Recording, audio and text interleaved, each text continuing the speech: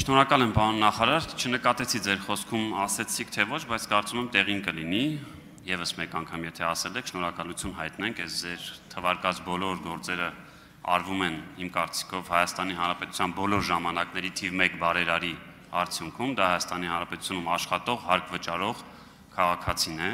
եւ շնորհակալություն ենք հայտնում նրանց։ Շնորհակալ եմ նաեւ, որ խոսեցիք պետական պարտքի մասին, պարոն նախարար, ես ուզում եմ, որ այս մասով դուք շատ խոսակցություն ունենաք, բայց խոսակցություն ունենաք ոչ մասնագետների հետ։ Օրինակ ես պետական պարտքից մեղմ ասած շատ բան չեմ հասկանում։ Բայց իմ նման միլիոնից ավել վստահաբար մարդիկ կան, որոնք մենակ այդ ընդդիմության վերնագրերն են լսում եւ սարսափում են։ Եկեք օրինակ պատկերավոր ասենք, հա, ես 2017-18 թվականից ունեմ 21 միլիոն դրամ պարտք։ Կուզենայի ես ունենայի օրինակ այս բանի 10 միլիարդ դոլարի պարտք։ Եթե դուք ինձ հարցնեիք, ես վստահաբար կասեի այո կուզենայի, որովհետև եթե ինչ-որ մեկը ինձ 10 միլիարդ դոլար փող է տվել, ուրեմն ես ինձանից ինչ-որ բան ներկայացնում եմ եւ ունեմ որևէ ծրագիր, որովհետև այդքան գումար չեն տալիս։ Ես կարող եմ նաեւ ասել հետեւյալը, օրինակ նույն 2018 թվականին, երբ այդ 21 միլիոն դրամը վերցրել եմ, ես գնել եմ բնակարան։ 2018 թվականին եթե ես այդ բնականս վաճառեի, կարողանայի հազիվ այդ վարկը փակեի։ Հիմա ոչինչ չանելով իմ այդ բնականի արժեքը դարձել է մոտ 50 միլիոն դրամ եւ ավելի, այսինքն այս բանին եթե ես վաճառեմ իմ բնակարանը, կփակեմ այդ 21 միլիոն դրամի պարտքը եւ եւս 30 միլիոն դրամ կունենամ։ Օրինակ ես նախորդ անգամ մակարոնի մասով բերեցի եւ քանի որ մեր ընդդիմությունն ասում է, որ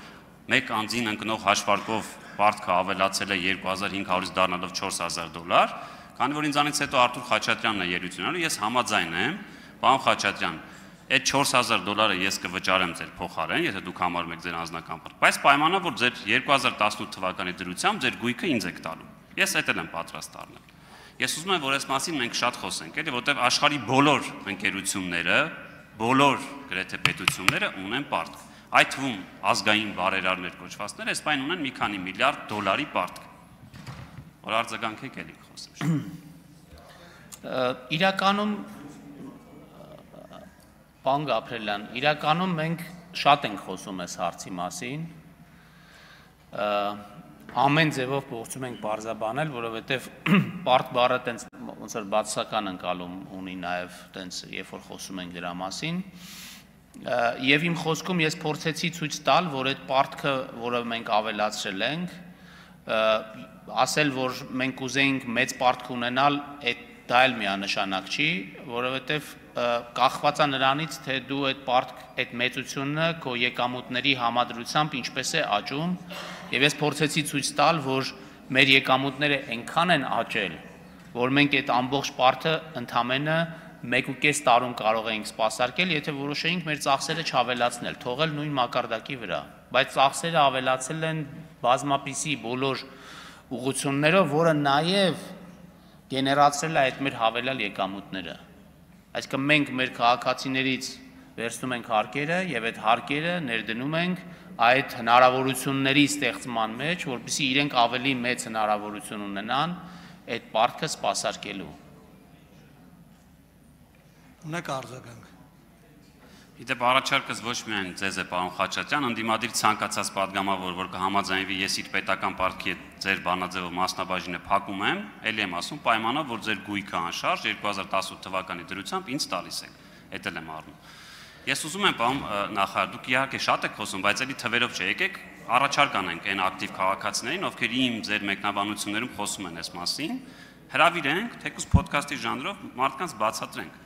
Որտեւ ես նորից եմ ասում, օրինակ Ճապոնիան ունի 250%-ից ավել բար, բայց էլի թվերը, որ մարդիկ լսում են, մի քիչ այսպես շփոթմունք է։ Եվ նաեւ մի թիվ դուք չասեցիք, ես նկատել եմ, որ օրինակ ներքին պարտքն է մեծացել։ Ինչ է դա նշանակում։ Իմ տպավորությամբ, օրինակ Հայաստանի Հանրապետության քաղաքացիները 2-ից 3 անգամ ավելի շատ են այսօրվա կառավարության վստահում, որովհետեւ մոտարապես այդքան ավելացել է ներքին պարտքը, այսինքն այդ պարտքը Հայաստանի Հանրապետության քաղաքացիները բերե տվել են պետությանը պարտատոմսեր գնելու տեսքով եւ ասել են վերցրու այս գումարը, մենք վստահում ենք քո տնտեսական քաղաքականությանը, քո ապագային եւ տվել են։ Այս մասով էլ խնդրում եմ ելի ուշադիր լինենք, հնարավորինս բարձ բացատրենք, թե ինչա կատարվում։ Շնորհակալ։ Ես ուղղակի կավելացնեի, ոչ միայն վստահում են, այլ նաեւ ունեն փող, որպեսզի գնեն պետական գանձապետական պարտատոմսեր։ Եվ երբ որ դուք ասում եք պարոն Խաչատրյանի պարտքը դուք պատրաստ եք մարել, ես ուղղակի մի բան հիշեցի, այս վերջերս ինչ որ մեկը ասում էր, որ բանը ձեր երեխաները ծնվում են արդեն ունենալով $4300 պարտք, դες տպավորությունա, որ պետքա գնանք այդ երեխաներից այդ փողը ուզենք կամ իրանցից ուզենք։ Հետևաբար ուզեմ ասեմ դուք պարոն Խաչատրյանի պարտքը մարելու հնարավորություն ցավոք սրտի չեք ունենա,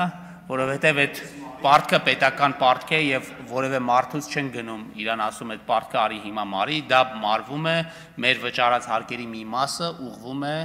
այդ պարտքի սպասարկմանը կամ դրա մարմանը։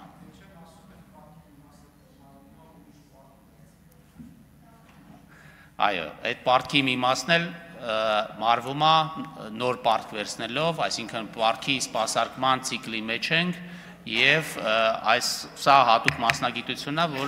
որը մեր հիմնական գործառույթներից մեկն է։